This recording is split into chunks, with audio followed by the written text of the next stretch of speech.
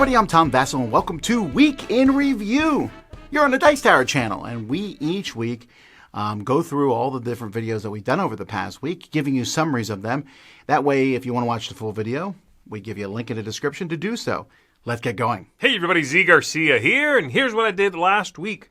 I reviewed Legions, which I gave an 8 out of 10 to. This is a card game for 2 players only, set in the Abyss universe, and it is a very interesting one. It's a very mean game, but it packs quite a punch, and it is a very dynamic game. It takes a little getting used to. I think the cadence back and forth is a little funky, but the gameplay is engaging, it's interesting, and as long as you don't mind, again, that it is very much in your face. I will be attacking your things, flipping them face down, turning off your side of the board. As long as you don't mind that, it's going to be a good one.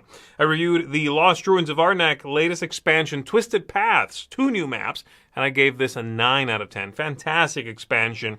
Really interesting to get more content for the game, the maps especially.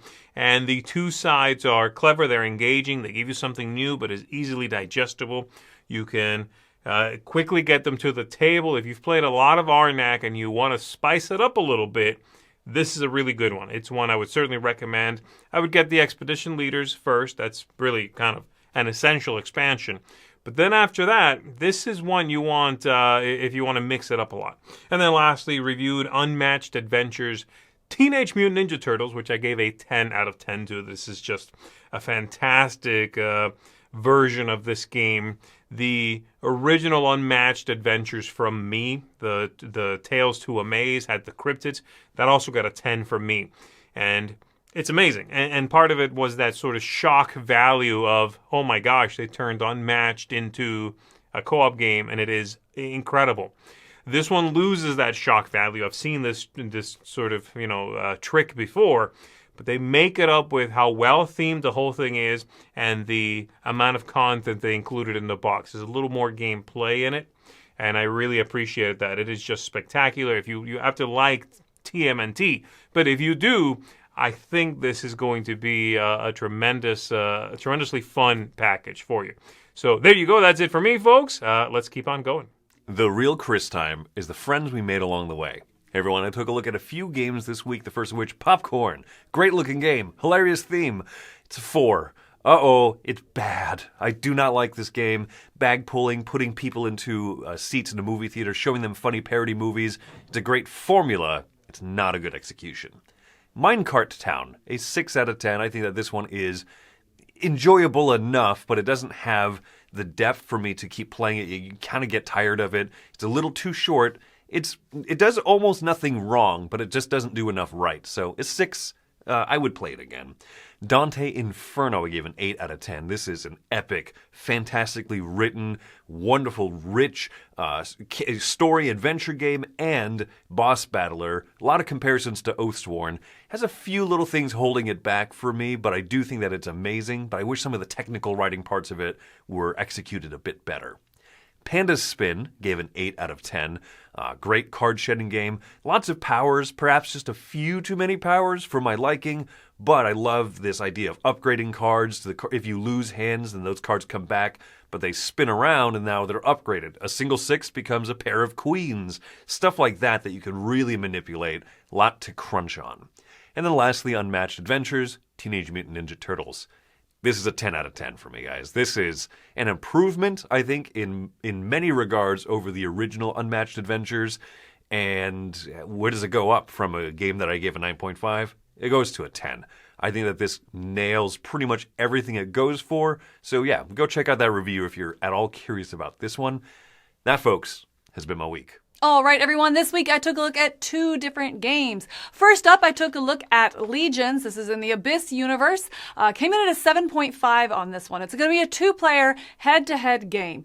This does not feel like Abyss at all. I think we were pretty clear about that in the review, that we did like the game, and I did like it. Came in at a 7.5. But it's pretty mean. It doesn't feel like Abyss, and it's more of like a sword fight than it is this tug of war. So some interesting card play and little micro decisions in it, but is not going to feel like its bigger brother. I'm really honing in on that. I was really taken aback on the first time I played this. So yeah, the gameplay is not super intuitive. but I really enjoyed the little dance of the game. So 7.5 on Abyss. Oh, sorry, not Abyss, on Legion's Abyss Universe. Also took a look at the newest expansion for Lost Ruins of Arnak. This is Twisted Paths. Oh, I did like this. This is a 9. Oh, I really enjoy these 2 new maps. I thought that they both brought in unique mechanisms into the game with all the maps that we've seen before, how they help kind of shape your strategy. This is going to bring that as well, just kind of tweak it a little bit and give you different things to focus on. I enjoyed one side of the map better. Joey enjoyed the other, but I'd always happily play it. I would recommend playing with leaders, and that's about it. It's just good stuff. So I really enjoy the new Lost Ruins of Arnak expansion. Twisted Paths came in at a 9.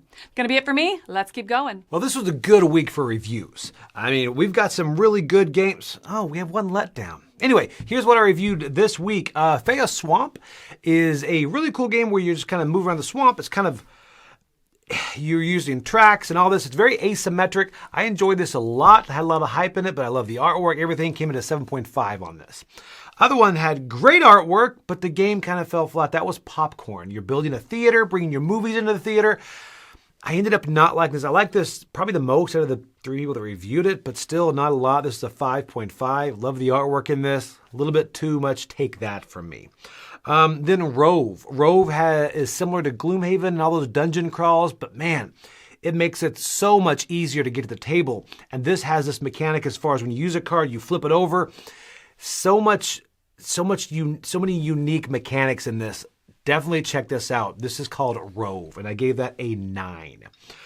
Then there was a party-style game called Ubibo.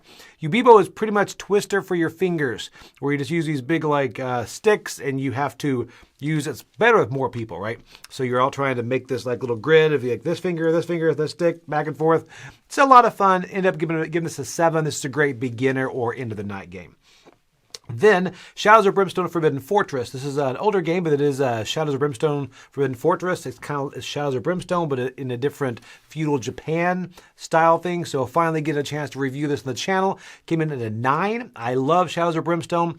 This system adds a lot that I enjoy. New characters, new monsters, adds a bit more melee. Definitely check that out if you know about Shadows of Brimstone, or if you don't and you'd like to see something in this theme. Then there's Unmatched Legends Teenage Mutant Ninja Turtles.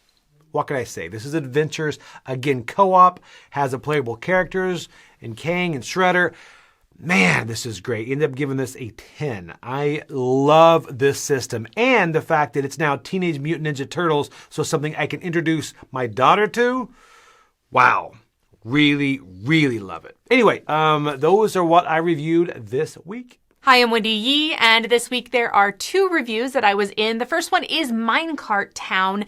This one I give a 6.5. It's almost there, and honestly, there's nothing actively wrong with the game. Everything works, but it's just not that exciting. It doesn't have big moments, and it feels really short. Now, the second game on my list also feels a little short. This one is Echoes of Time, but this one does get a 7 because I feel like it has just a little bit more interesting going on.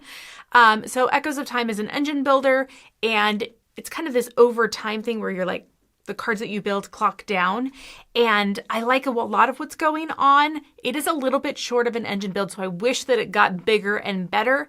But still 7 because I enjoyed that one. So if either one of those sound interesting to you, check those out, and let's go ahead and see who's next. Hey there, everybody. It's Mike DeLisio, and let's talk about the week that was. First up, I reviewed Kinfire Chronicle Winds of Change, which I gave an 8 out of 10. This is the first expansion for the game. It was actually released at the same time as the game in the crowdfunding project. And it is one that adds some new locations, worker placement spots, essentially. It adds a new resource that's a wild resource, but will give points to the cult faction in the game. And it adds a solo and cooperative mode. I think it's a very solid expansion, but I do wonder if it's worth it if you're not going to be trying to play it cooperative or solo. And then finally, I reviewed Eternal Decks. I gave this a 9.5 out of 10. This is such an outstanding card game, one of the best card games I've played over the last several years. It's a limited communication cooperative card game, and I don't always love that style of co-op game, but it's handled very well here. This is a game essentially of hand management. There's some deck building in there as well.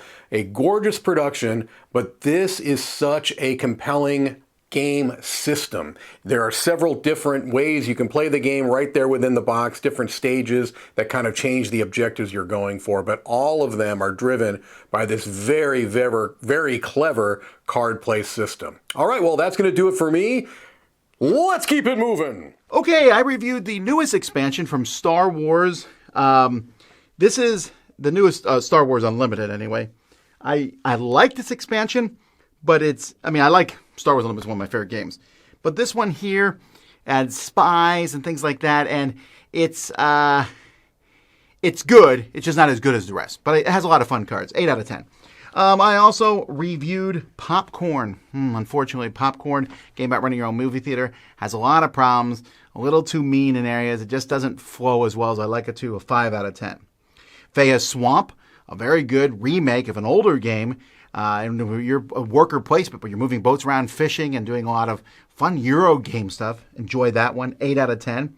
Panda Spin, a game where the order of cards in your hands matters. And card shedding game. Beautiful artwork. Fun to spin all that from Carl Chuddick. An 8 out of 10. Rove. Rove is a big dungeon crawl that looked like it was a Gloomhaven type game, but it was so fun to play. Really enjoyed this one. One of my favorite dungeon crawls, period, a 9.5. And unless you think I'm saying everything's positive, I also did 5 short party game reviews. Some were awful, and some were decent. So go check them out. And we did a lot of different things over the week. We do our live shows each week where we take a look at Kickstarters, on crowdfunding, on crowdsurfing. I did a video on being jaded. Am I jaded from playing too many games? Or what happens when you get jaded when you play, you're just tired of board gaming? I took a look at another shelf in the Dice Tower library. We are preparing. I want to talk about a little bit of what's coming this week. But I forgot. I also reviewed a game called Echoes of Time. This was a 7 out of 10. Fun game in which the cards are sliding down and you're putting them out. A little slighter than I might like, but I still found it to be very enjoyable. And boring unboxing. We did a hot takes video where we listened to your hot takes and respond to them. Lots of goodies this week, and a top 10 list. Our top 10 games from 10 years ago, from 2015. Whew, so much stuff. I'm getting all mixed up here. But I do want to tell you all, stay tuned, because this week we got the 12 games of Christmas list. It's Christmas time around the corner, and you should be shopping now. Some games that will give you ideas for that. Until next time, though, I'm Tom Vassell, and you're watching Week in Review on the Dice Tower.